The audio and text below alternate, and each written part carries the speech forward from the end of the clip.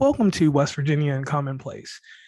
We go to school, we learn things, we retain certain things. You go through English, you get the rhetoric of how to speak the English properly or well.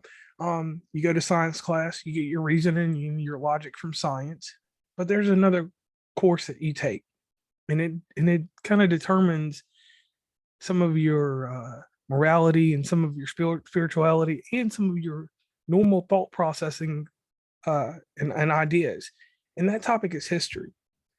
Today, I have with me a very, very special guest. Her name is Barbara. And Barbara is here to talk to us about history and to talk to us about what has molded and what has brought her to the forefront of encouraging history and identifying roles and responsibilities that we should have with history. So, Barbara, would you please take over real quick and explain why you're here today, who you are, and a little bit of more about you, like something real interesting about you, just to be a nice icebreaker for the audience? Thanks, JR. I'm very happy to have the opportunity to talk with your listeners today. As you said, I spent the majority of my life teaching, and my passion has always been history. So when I was growing up, I grew up in a working class family in New York City, and my parents didn't have a lot of money. So it didn't seem as if college would be in the cards for me. But as it turned out, that changed. I worked very hard and I was able to get myself into the, at the time, free public college system. So I was able to go to college. Majored in history because I loved finding out about people and where they went and why they did it. So not having the opportunity to travel when I was young, I was always interested in finding out more about the world. So I majored in history. I took a undergraduate degree, a graduate degree in history, and then when I got out, I decided still loved history, but I wanted to work more with people. I didn't want to live in the ivory tower world of academia. So I started teaching. And for 20 years, I worked with kids in elementary school before I started to think about how there were problems in education and the system was failing a lot of kids. So I went back to school again and I took another graduate degree in special education and I started working with children that had severe special needs. And I did that for approximately another 20 years. And I went through different roles. I was a classroom special ed teacher and a principal and an administrator. But all that time, I still loved my history so that when I finally retired from my formal career, I decided I'd combine my two loves, and now I write history books for children with the mission to inspire and entertain and help them understand how they are all characters in history and how they can become empowered and even leaders of their community by learning about and understanding history. So that's just a little bit about me. Okay, so let's go back in time. Let's go back to your childhood real quick. Now, growing up, you said you grew up middle class, um, and you got a desire to learn about history. What was the first thing in history that intrigued you? Because the reason I'm asking you this is because I come from the great state of Virginia. I do live in West Virginia, but I'm from Virginia. And Virginia, the first bit of history that got me was not necessarily my own state's history. It was Roanoke Island. Hearing the story about Mhm. Roanoke Island was the first thing that I remember history wise Right. that intrigued me. The lost colony. Yes. Yeah. Well, it was just, I think the early explorers were what first got me interested in history and all the way back in elementary school. But of course, history used to be taught from textbooks, and that's not the way history is taught today. In fact, history isn't really taught very much in elementary school today. It's not until high school that history is taught, and then it's taught in a more formal, global type of way. Most of the states have the Common Core, and it's kind of a teaching to pass the test. It's not learning about people in reality. So my interest in history was seeing people as real human beings who were just like me. And that's the way I approach history when I talk to children. I tell them that you're all characters in history. And the moment you're born, you become a character in history because you are a part of a family. You have ancestors of people who came before you, and you are now going to play your part in that role. And eventually, there will be people that come after you.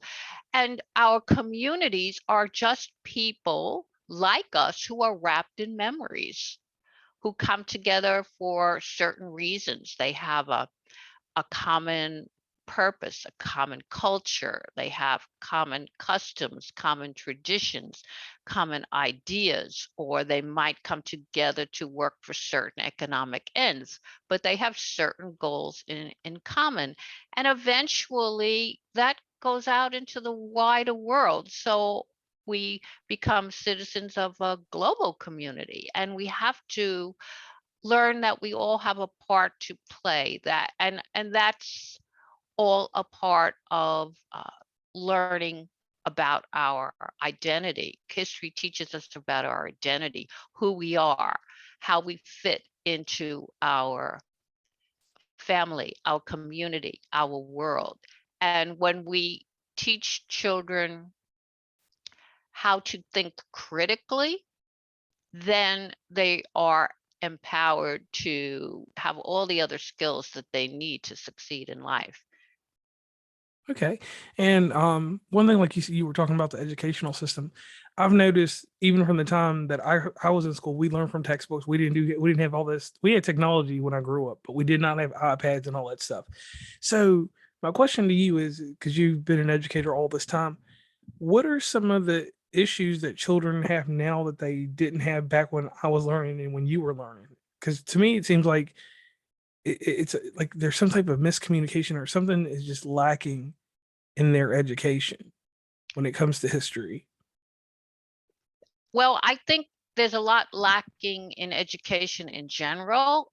It's not just history, but history in particular teaches children how to think critically. Because when you study history, you have to learn to focus on a problem or a purpose or an issue. And then you have to learn to analyze what was happening. So you have to learn about all the people who were in the situation. You have to learn about how those people were connected to each other. You have to learn about what else was going on, what other events or influences were going on in their community and in the world at that time, and how did it shape them and what was happening.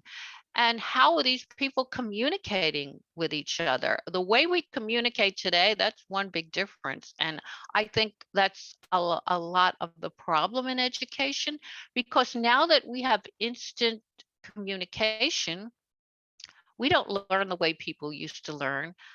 We don't have letter writing, for instance. We don't rely on newspapers. We rely on social media. So we are looking for an instant answer. And children are so attuned to getting the answer immediately that they don't know how to analyze the issues. They don't know how to see more than one side to a question. They don't know how to discuss different viewpoints because they're so in tune with the one instant, like go to the internet, they type in their question, they get an answer, and that's their answer. And then particularly if their peers and their friends uh, agree with them, then that reinforces their opinion and they don't look any further. So I think teachers are uh, very much hampered by the influence of social media today. They're not really uh, having the initial attention of the child in class because their mind is just, working. They can't focus more than a couple of minutes on some things, and they don't ask those questions. Uh, who, what, when, where, why, uh, or putting all of those things together before they get the answer. Because, and sometimes in history, sometimes the answer is there is no one answer. There are a lot of reasons why things happen, and we have to explore all of them. We can't just, look for that quick solution and say, well, this has to be the answer. And that's another reason people are unable to sit down and have good discussions about things, because people get so locked in to their social group and their view. They become very egocentric. They see everything from one viewpoint, whether it's because their friends agree with them, whether it's a moral viewpoint, or the people in their religion support one viewpoint and no other, or whether it's simply because they're just judgmental and refuse to listen to any other opinion. So I think schools have to get back to teaching those skills, the asking the questions, inferring, looking at several points of view, analyzing them, and looking at all of the other influences going on before they can come to a conclusion. Okay, and one thing I picked up there that I agree with wholeheartedly: deductive thinking has been erased. It's not even a terminology that people use anymore, just because, like you said, that's one thing. Deductive thinking, reasoning, and all that takes people away from just doing things. Now, like you jumped into also social media, the behavior of people. I've noticed even in my generation, I graduated in 2004, 2005, 2006, going off to college and stuff. Facebook was getting big, that quick instant, like you said, that quick communication, that a way to derive something.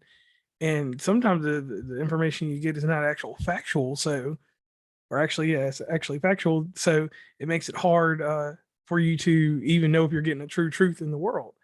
Now, what are your thoughts on this part here? You decided that after your lengthy time as being an education enforcer, as I'll call it, you journey off into becoming an author. What are some of the hindrances that have happened in publishing, and what made you decide that you wanted to make history books for children? Well, okay, that has been an interesting journey. I have been writing my whole life, of course, because being a history major and an English minor, I did a lot of writing in college, but those were academic papers, which is a lot different from being an author and writing books. Now, my books are nonfiction books, so I am writing facts, but because I wanted to make them super interesting and entertaining for children, I incorporated a fictional character as a narrator. So we came up with this idea. My books are also picture books. They are heavily illustrated with photography. They're mixed media. So I use photography and hand-drawn illustration as well as the narrator in all of my books. So there are portraits in my books, there are actual photographs, there are pictures of the character, the narrator. Now, who is the narrator? The narrator is Little Miss History, and how the idea came about for her. She's a cartoon-like character, and Little Miss History is kind of a teenager who takes the children on the journey to all of these places. And she's really a combination of a younger version of myself. So my illustrator, who happens to be my husband, who is an Ooh. artist, Mhm. he is an artist, been drawing since the age of 5. And he has also done children's books, and he's also done cartooning and a lot of cartoon characters. He has his own pirate series of cartoon characters. So he created this version, a younger version of me. And she incorporates a lot of my interests and characteristics. So, for instance, she wears kind of a hiking camper outfit because I used to love to hike in the mountains, and I always wanted to travel. So I was kind of an explorer myself. She wears pigtails like I used to wear. She wears these hiking boots that are oversized, and those are in memory of my father's very huge feet. And she also wears these rose-colored glasses, which reflect an optimistic viewpoint of the world, always trying to look on the bright side of things. So that's the character Little Miss History, and she narrates all of the books. So in the books, the children are taken to places and they meet people that are sometimes very familiar, iconic places in history. So I have 14 books right now, and I'm coming out with another one soon. And some of them are places that everyone would recognize, like the Statue of Liberty or Ellis Island, Mount Rushmore. Other books are a little bit different, like I have a book on La Brea tar pits and museum where I go back into prehistory, and we talk about the La Brea tar pits, and it's an active archaeological site. I talk about some national parks like Sequoia National Forest. We talk about the redwood trees, the sequoia trees. So there we talk a lot about science and environment. The North Pole book, we talk about geography, we talk about the tundra, we talk about the wildlife, we talk about the explorers who came there. We talk about of course, we talk about the Santa Claus story and how it came to be. But all of my books incorporate interactive focuses. So I always ask questions that I expect children to answer. For instance, in the Mount Rushmore book, we talk about how the land from Mount Rushmore originally belonged to the Lakota Sioux, and how the land was given to them in a treaty and then taken back by the government. And we talk about the Crazy Horse Memorial, which the Lakota Sioux are now building near Mount Rushmore, and they're building a monument to their leader. So we talk about these two, and we talk about Native American rights. We talk about what do they think? Should we have one monument? Should we have two? How should we honor two great peoples? And I bring into my books characters who may have been forgotten in history, like Andrew Anderson Ruffett Abbott, who was at Ford's Theater when Lincoln was shot. He was an African American surgeon who dated Mary Lincoln's maid, and Whoa. happened to be there. And he was a surgeon and a friend of the Lincoln family. He was given a gift by Mary Lincoln. She actually gave him one of Lincoln's shawls, which was in his family for for over 100 years. So we talk about things that kids might not know, and that many adults may not know, that there's a secret room behind the heads on Mount Rushmore. We talk about military history. Some of my books, I talk about the Intrepid Sea, Air, and Space Museum, or the Battleship Iowa. We talk about the roles that it played in various warfare, and also in other aspects of history, like the Intrepid was involved in retrieving early space capsules. It was also involved in the Vietnam War. And we talk about how children can visit and explore the deck, and what they can do and experience there. So as I said, my books are all very interactive, exploring people, exploring issues, and exploring, again, ideas that children can critically think about and go off on their own to explore more. Okay, one part of the show that we do, we call it the shameless plug. Could you plug real fast where people could go get your books, where they can meet you on social media, basically how they can get in tune with you and become part of your persuasion? Well, the best place to get in touch with me is at the website, which is simply littlemisshistory.com. And from there, they can retrieve all of my resources. So besides my books, which are all mentioned there, you could see the books, you can see where to buy them. You can also see what other people have said about them. You can go to my blog, and I do lots of things on my blog for parents. I review all kinds of family-friendly books, from toddlers to young adults. I give tips for parents, tips for authors. I have a YouTube channel. On my YouTube channel, I have kids history videos, so history for kids that's told by kids. I have teaching videos, small, very small and short teaching videos that parents and teachers can use. I have trivia videos. I have videos on the national parks. And I also have a very active Pinterest board. So I collect resources for parents and teachers.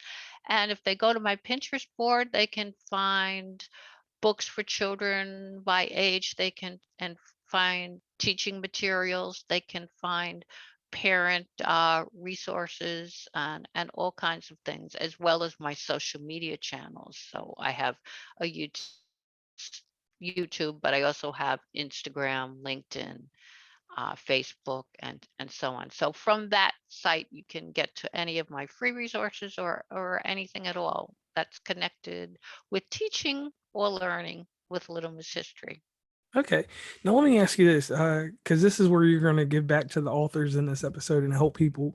What were some of the publishing woes that you had to overcome, or obstacles that you had to overcome with presenting this in, because you have to have an elevator pitch when you send it, unless you go independent. What was your sales pitch or your elevator pitch for your books?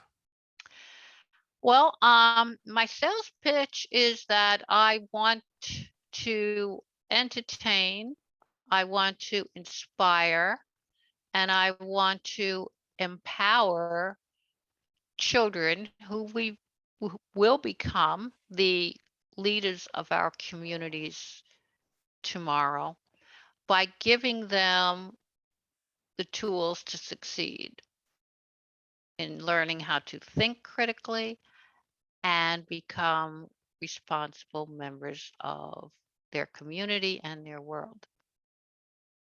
Okay. Now, were there any issues when you decided to take this to publish it? Did anything come up that? Well, I had absolutely no experience in publishing. I published through a small publishing company, so I am not technically independently published. But today, unless you are a part of 4 or 5 major companies, you pretty much do everything on your own. So all authors are faced with the same issues. They have to learn how to write a good title or create a platform for their books. in my case, I have my logo and my character are trademarked because I do have a book series, and not all authors have a book series. But in my case, that's what I did right from the outset. You have to develop keywords. You have to know how you're going to get your readers to find your book. So writing the correct keywords is very important. Doing the categories to put your books when you're listing it online, writing a good description of your book so people are going to have the gist of what your book is about, and they'll be able to tell quickly what they're going to be reading. The marketing is probably the hardest piece. Learning how to market your book, finding the place where the type of reader for your particular genre and book niche, where they hang out, and where to find them, and what their interests are, and how to help them solve some of their problems, because you want to have trust and credibility with your readers and your audience.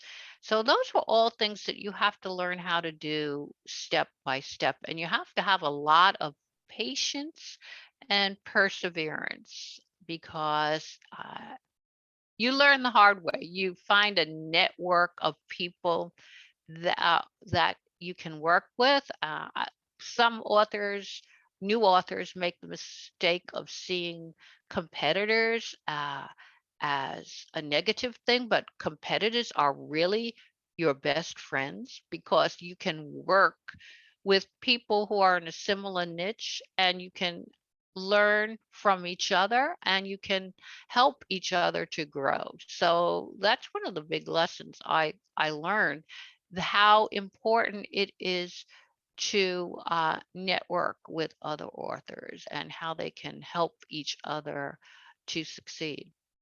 Okay. And one thing I think in any field of content creation, books or paintings or anything, um, when it goes to the terminology of marketing, advertising is the singular. It's a one-way communication, and promotion, just like you said, is that networking and doing this and that. Um, do you ever find sometimes that it's a little daunting? Because sometimes you get in a certain area and certain people they flock to what you have. Then certain other avenues just gets real flat. Well, that's one of the dangers of, um, well, it's a mistake, let's say, that a lot of new authors make, and I probably did it in the beginning too. You can't market your book to the whole world, because not the whole world is interested in your book. Depending on what you write, you have to find where the readers are. Now, in the case of children's books, even though you're writing a children's book, and my books are mainly targeted for K through 6, the children aren't the ones who are buying the books. The parents and the grandparents and the teachers and maybe librarians would be the ones who are buying your books. So your book has to appeal not only to the child, but it also has to have an appeal to the adult who's going to be buying it. So you have to keep that in mind when you're writing your promotional material. You have to, you know, sell your book not only to the child, but explain to the adult who's going to buy the book how they'll benefit from it. And I have a lot of adults who follow my series just as enthusiastically as the kids do, because they tell me, well, I learned so much from reading this book, and some of them actually look forward to the next one, and they'll even give me suggestions. Oh, did you ever think of doing a book about this or that, or so it's a you have to work with your target group, the people who are really going to be interested. So it's a mistake to just try to get your book out there everywhere, uh, because you won't succeed that way. Not everybody is interested, and you shouldn't try to sell yourself to people who are not going to want to have a relationship with you and with your product. Okay. Now, I need to ask you this real personal question. You're working on 14 books, but you already got 14 reasons why we should study history. Could you tell us those? Okay, well, there I arbitrarily limited to 14. There are a lot more. Or Basically, we can kind of combine them uh, to, first of all, to understand their own moral identity, to get a moral identity for themselves. And other reasons to study history are to understand the way we act and the way other people act, to get a broader perspective on the world, because uh, our world is made up of all kinds of human people who have very different cultures, backgrounds, customs, traditions, and learning about history gives us a broad perspective of the world that we live in. So when we study history, we learn about ourselves, we learn about who we are, we get a perspective, we learn about if we have any biases, or if there are certain things in our culture that maybe we accept that other people don't accept. We learn about communities and how some communities are very different from us.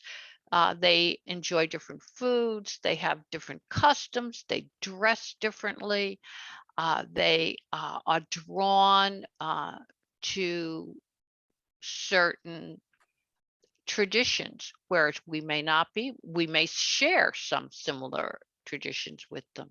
And learning history helps us become engaged citizens, because when we learn about other people and we discover that we have similarities and differences, we learn that we can have commonalities and we can work on solutions to problems. So it helps us develop a common bond with other people. It gives us role models. It gives us a kind of foundation, examples of how some people met challenges, how they succeeded, how they failed, and how we can use their experiences as kind of like a legacy for our future. Because my philosophy is, if you don't understand how you got to where we are today, how can you possibly understand where we are or where we're going to go in the future?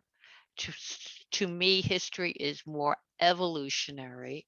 It's an evolving process. It's not revolutionary, not looking at history in terms of battles and, major events that we say, oh, this is part of history, but it's the common everyday things that really make up human history. So those are just some of the reasons. I mean, there are a lot of them are overlapping, and again, the critical thinking, it helps us to think, to focus, to analyze, to reason, to understand facts as opposed to opinions. We have to learn to rely on sources that can be verified, not just, again, what we hear in social media or what one of our friends says, and what we just randomly accept because it's the easy answer. Okay. Now, let me ask you this real challenging question. As a youth, I used to watch this show called 2020. It was a news magazine that I watched growing Mhm. up on Friday nights. At a young age, Diane Sawyer was on there. John Stossel was the comedy, Mhm. but Barbara Walters had journalistic integrity. So I always like to take a moment inside the show and do a little bit of journalistic integrity, make something that's going to move the crowd a little bit more than my normal. My questions aren't generic, but you know what I mean. So here we go, real quick. History. I'm going to give you a statement, and I want you to give me an answer to what you think of this history. Is it a lesson learned or a mistake that we won't make again?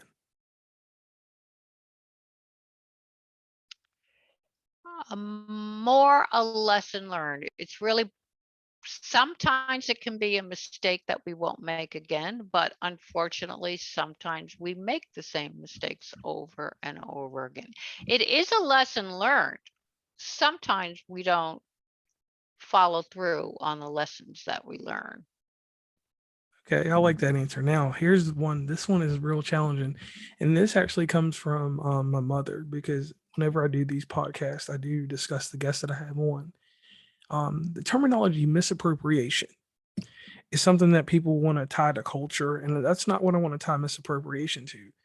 I'm going to tie misappropriation to history real fast. Do you believe that there is a heavy level of misappropriation of history because of social media and stuff like that? Because I tell you, like a shift in history, this is a real big shift.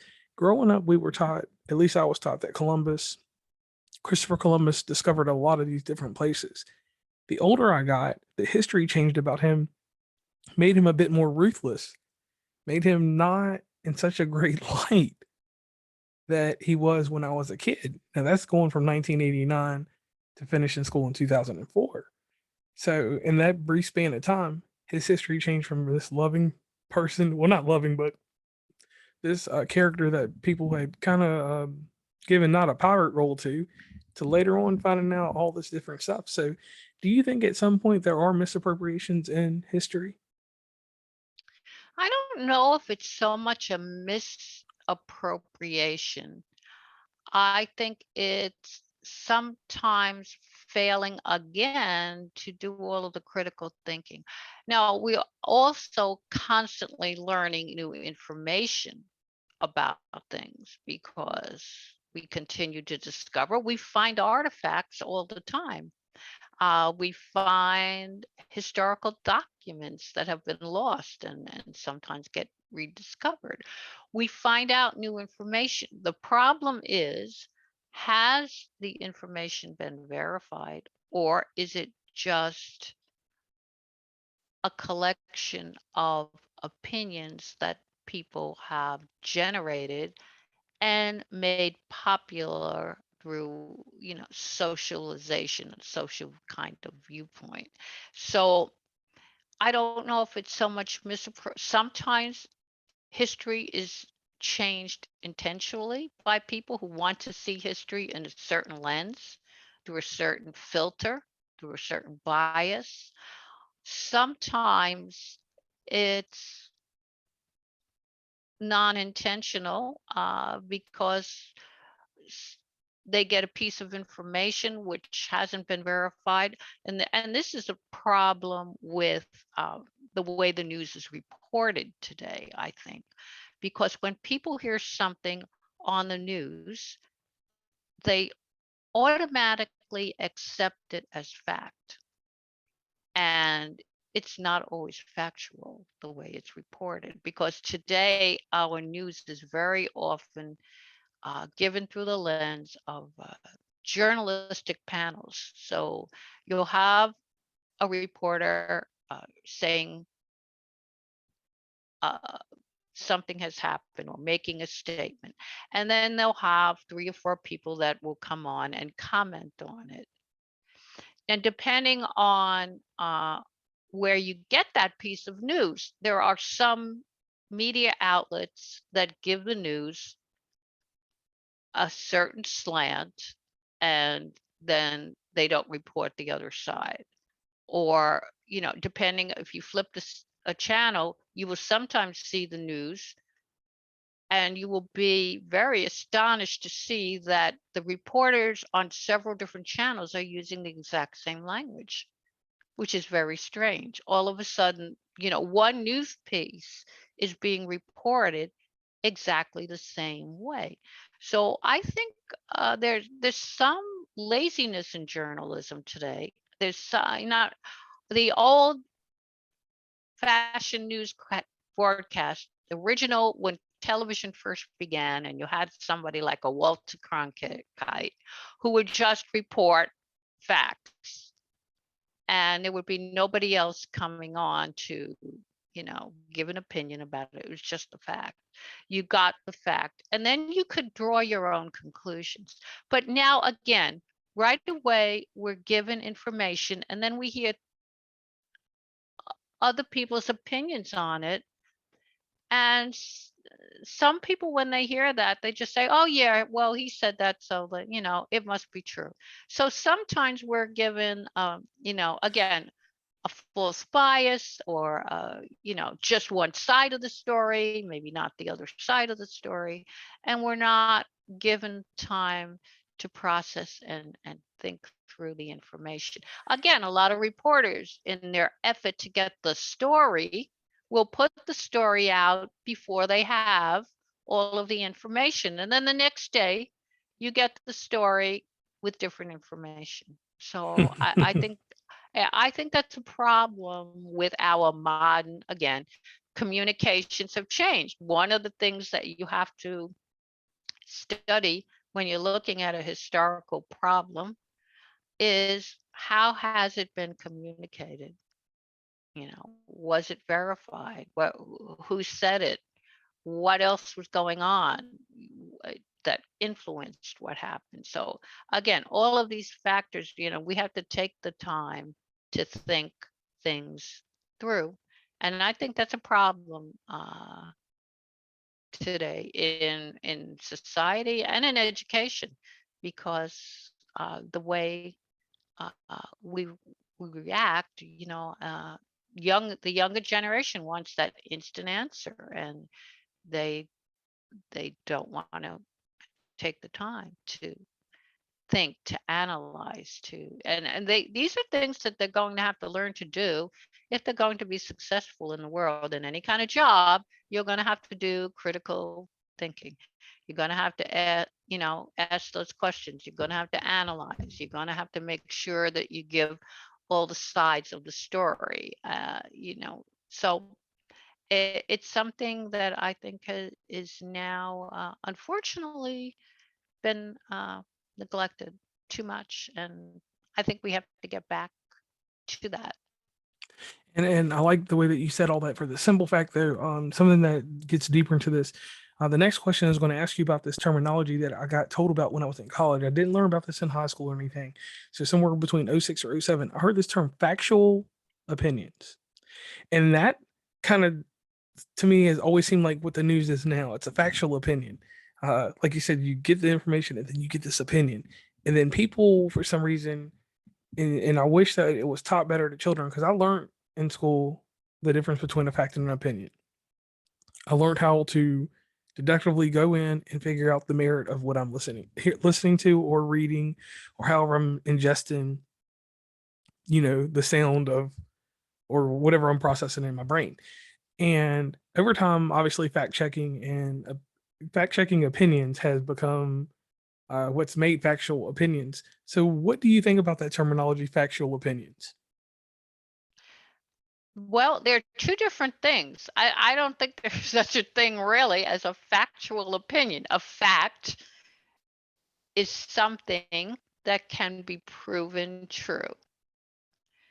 An opinion is what one person thinks about something. I have a little teaching lesson video on my YouTube channel about Okay. this fact versus opinion. So, like, for instance, a dog has 4 legs. That's the fact. You can prove that dogs, unless injured, would all have 4 legs.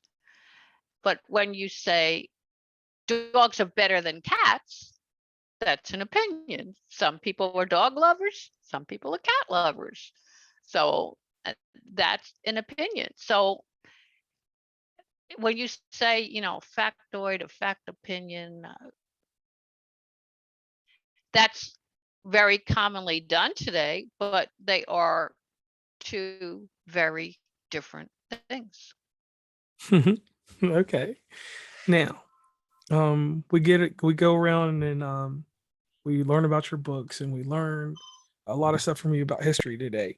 So my lasting thing that I want to throw out here to you is this: the audience has got you've gotten very personable with them, and they understand what you're going to provide to them once we finish this episode, release it, and they'll have all kinds of information to learn about you in the show notes. But the audience needs to know you a little bit better. Can you please tell us of some type of hidden talent or some type of ability that you have that no one knows about? I've had people on this show, a lady out of Georgia goes into Goodwill and buys uh, some type of fabric painting or something. She puts rhinestones on it, resells it, and makes a lot of money. Another lady, the sound of a can carbonation opening will ruin her day. There's a guy that is a world record holder in solving a Rubik's cubes. My big secret, and everybody knows, is that I can't swim, but I'm always in very exotic places, or I'll be on the sides of mountains hanging off like I'm about to fall in the water. But I have somebody beside me that can swim. So, if you wouldn't mind, Barbara, please tell us something that no one knows about you, or just a hidden talent that only a few people know. Well, it's funny because my my fear is very similar to yours. When I was a kid, about 10 years old or so, I got pushed when I was in the ocean at the beach, and I went under. I lost my balance, and it was a couple of minutes that before I could get, get my footing again. So what happened is I got really scared. I got pulled out and I was fine, but I got really scared. So ever since then, I'm afraid of the water. So I never swam. When I went to college, I was determined, and I took a course in swimming at college. And actually, the teacher told me I was one of the few people that she had ever encountered who was a non-floater, which didn't make me feel very good. But I never learned to swim. But today I kind of conquered that fear.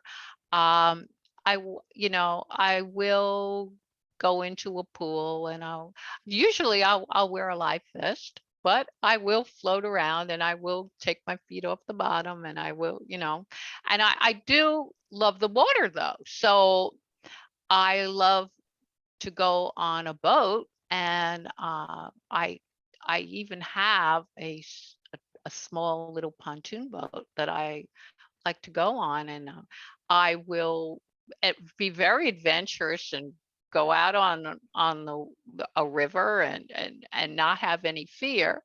But eh, I s- I still have that kind of nagging fear from the time I almost drowned, and you know I've overcome a lot of it, but not 100%. And I can like it's something about that, like I freeze up in the water. So yeah, we definitely are common there on that. Now, uh last bit I would like you to do real quick. Could you please leave a lasting impression on the audience and on all the people that are gonna hear this interview, the new people that'll come along? Um, leave them kind of with like a billboard of what you stand for and what will be the future for you. Okay, well, I think what I most stand for, and again, my mission right now is my little cartoon character's motto. If you don't know your history, you don't know what you're talking about. That about Okay. sums me up in a nutshell. All right. And I am JR from West Virginia on Commonplace, here with Barbara Mahika, correct? Correct. Correct. Thank you. Thank the Lord for that, because so many times I get last names mixed up. And she has taught us about history today just a little bit. I need you guys to head over to her website. Once again, she'll plug it for us. LittleMissHistory.com. And in the show notes that will be provided for the show when the show is set to be released, definitely you'll be able to catch up with Barbara and everything that's going on with her. Once again, this is West Virginia Commonplace. I am JR. Head over to the website. wvuncommonplace.com. Inside the newsletter, we will be having information about this episode available for next week so that you guys will be able to get a little bit enhanced view of things before you hear the audio.